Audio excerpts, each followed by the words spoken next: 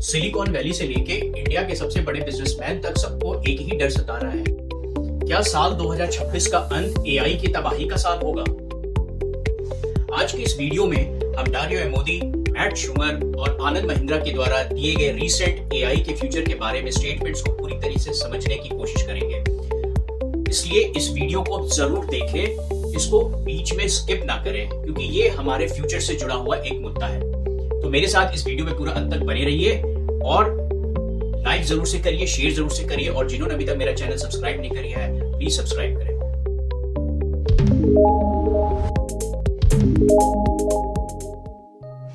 सबसे पहले बात करते हैं एंथ्रोपिक के सीईओ डारियो एमोदी की।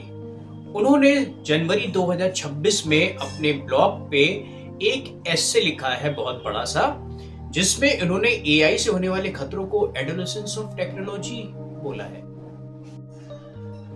डारियो एमोदी का मानना है कि कैसे आने वाले 2-3 साल के अंदर एआई इतना स्मार्ट हो जाएगा कि कोई भी एक आम आदमी अपने किचन में बैठ के भी डेडली खतरनाक बायो वेपन्स बना सकता है, जिसको step by step AI guide कर देगा। और कैसे डरते हैं वो डारियो एमोदी कि एआई किसी भी गलत हाथों में कैसे भी पड़ सकता है।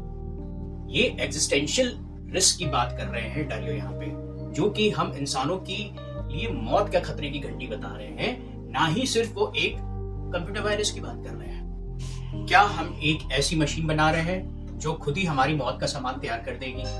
उनका मानना है कि हम एआई को इतनी तेजी के साथ विकसित कर रहे हैं कि उसके लिए सेफ्टी प्रोटोकॉल्स अभी तैयार ही नहीं है।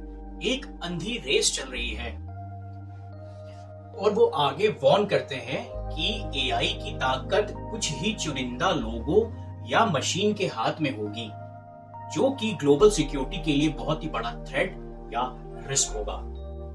रैपिड स्केलिंग का जो डर है उनके मन में, वो इस बात से है कि एक अंधी रेस जो हर देशों के बीच में लगी हुई है, कुछ ही चुनिंदा देश हैं जो इस एआई टेक्नोलॉजी में काफी आगे चल रहे हैं। China, Japan, US, south Korea, जो भी देश किसी भी देश से पीछे नहीं रहना चाह रहा है एआई की दौड़ की सुप्रीमेसी में। और इस बात से डारियो एमोदी वार्न कर रहे हैं इस समय हमें कि ये एक ग्लोबल सिक्योरिटी के लिए खतरा हो सकता है, क्योंकि ये कुछ ही 4-5 चुनिंदा लोगों के पास होगा।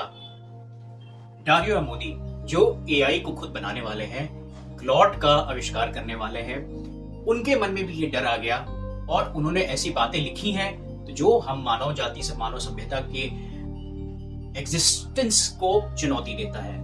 तो गवर्नमेंट्स के लिए बहुत जरूरी है कि सेफ्टी प्रोटोकॉल्स पे क्या काम चल रहा है, साइबर सिक्योरिटी किस लेवल की पहुंच रही है, क्योंकि जिस हिसाब से अंधाधुंध एआई हर महीने, हर 10 दिन में, हर वीक में आगे बढ़ता जा रहा है, नए क्षेत्र में काम आगे करता जा रहा है, तो सेफ्टी प्रोटोकॉल्स है कहां आखिर।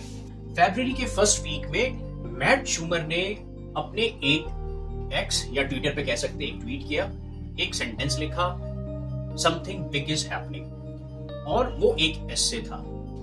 मैट को डर है कि एआई के पास अद्भुत आपको मैनिपुलेट करने की क्षमता है और वो आपके लिए पर्सनलाइज झूठ बुन सकता है, जिसको पकड़ना नामुमकिन ही हो जाएगा। वो आपकी सारी पसंद और नापसंद जानता है, वो आपके लिए पर्सनलाइज ऐसा झूठ बुन जाएगा कि आप पहचान ही नहीं पाओगे कि सच क्या है और गलत क्या है।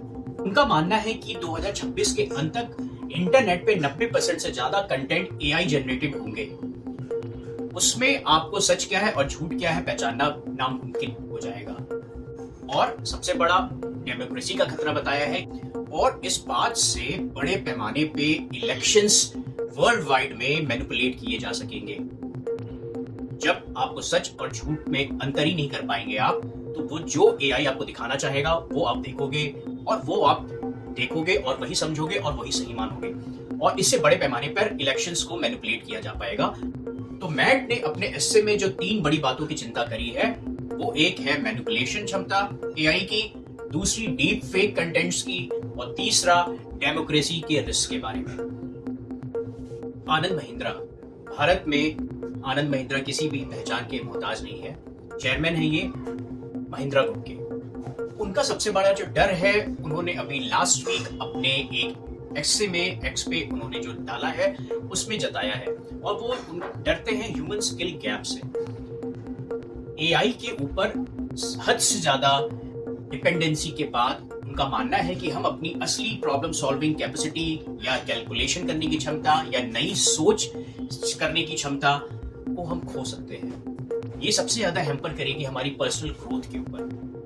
दूसरा सबसे बड़ी चिंता उन्होंने जो जताई है इस बारे में, वो है व्हाइट कॉलर्स और ब्लू कॉलर जॉब को लेके है। लोग इस बात से डर रहे हैं कि एआई हमारी जॉब ले लेगा, लेकिन कोई इस बारे में सोच नहीं रहा है कि असली जो स्किल ट्रेड्स हैं हमारे पास, मतलब प्लम्बिंग, मशीनिस्ट और कारपेंटर्स, इनकी कितनी बड़ी कमी है, क्योंकि ये ऐसी जॉब्स हैं जिनको एआई इतनी जल्दी टेक ओवर नहीं कर पाएगा और इनकी डिमांड बढ़ने वाली है आने वाले दिनों में।